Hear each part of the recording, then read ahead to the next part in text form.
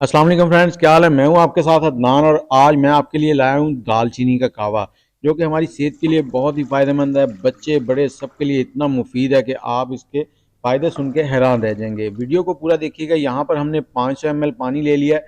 ये अदरक लेना है थोड़ा सा, उसको हमने इस तरह से कूट लेना है, वो डाल देंगे इसमें।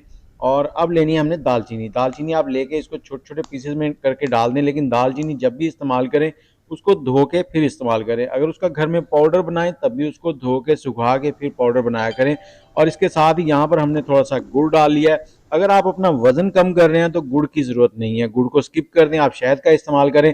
यहाँ पर हमने इसको तेज़ आंच पर पका लेना है। इतना पकाएंगे कि इसमें जो पानी है वो आधा रह जाए।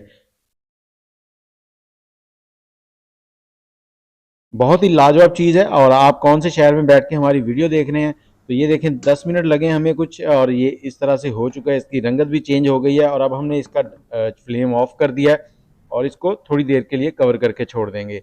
जैसे ये थोड़ा सा ठंडा हो जाएगा तो इसको हम स्टेन करके इस तरह से पी लें।